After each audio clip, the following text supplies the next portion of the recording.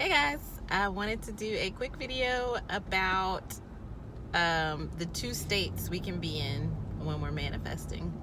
So there's a ton of information out here on manifestation, right? There's all these tips about, different tools that we can use and how to act as if and how to visualize and all these different things. And a lot of us run into what we call resistance in the law of attraction community. And basically, all resistance is, you can describe it in a lot of different ways. A low vibration, negative thoughts. All it is not believing that you are a creator. So whenever we're in doubt, whenever we're in a low vibrational state, whenever we just are having all these thoughts that we feel like we can't control and we're thinking the worst, really what we're struggling with is not the actual issue at hand. It's not the actual manifestation that we're trying to bring into the 3D reality. What we're struggling with is whether or not we believe that we have creative power. That's what this is all about. And so I challenge everyone, if you're running into a situation, like if you're trying to attract a specific person or you're trying to attract more money and you have all these thoughts running through your mind, like what if they don't love me, or what if I'm not good enough to get that new job, or what if I don't know what it takes to start a business, and all of these different things, just stop and ask yourself, do I believe in the creative mechanism?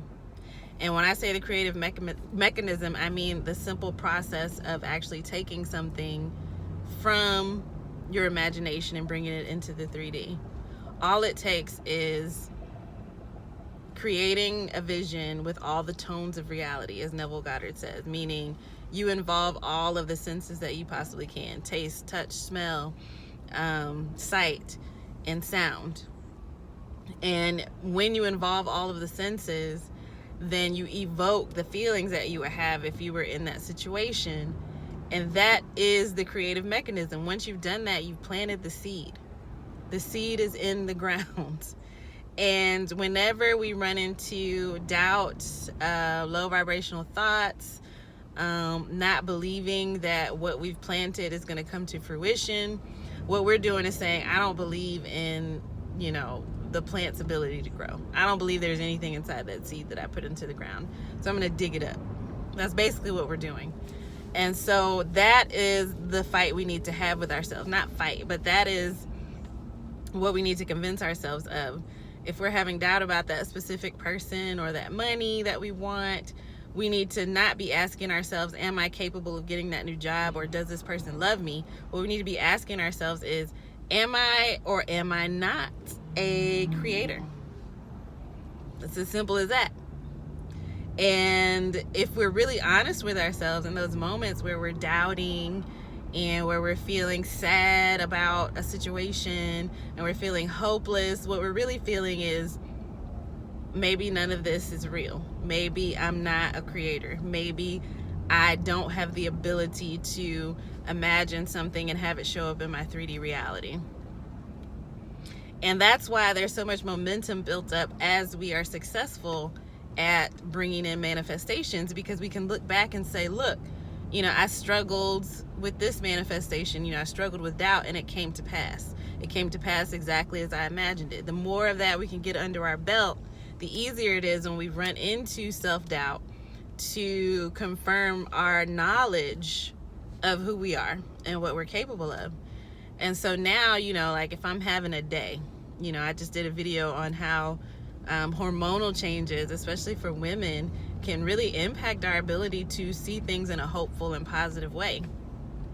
When I'm having those moments, it's easiest just to ask myself, am I a creator?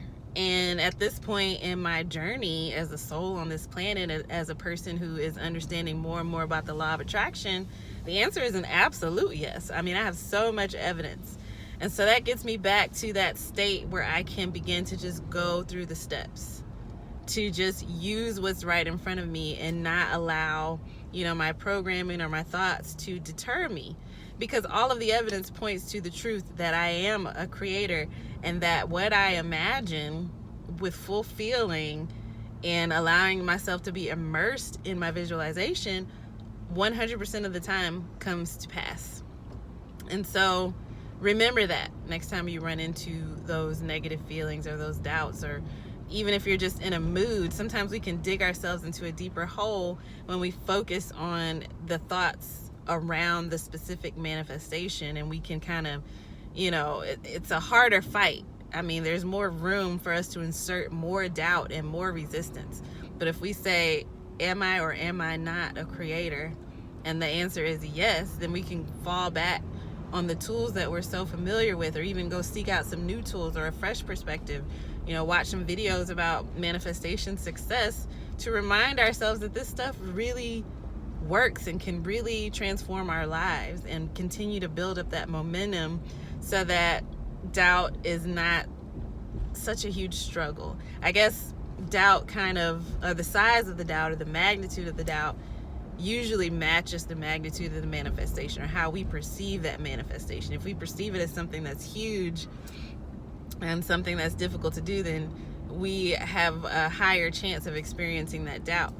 But the more huge, life-changing manifestations that we get under our belt, the less that's going to happen. And it's simple. We are not creators. Faith is understanding who we are.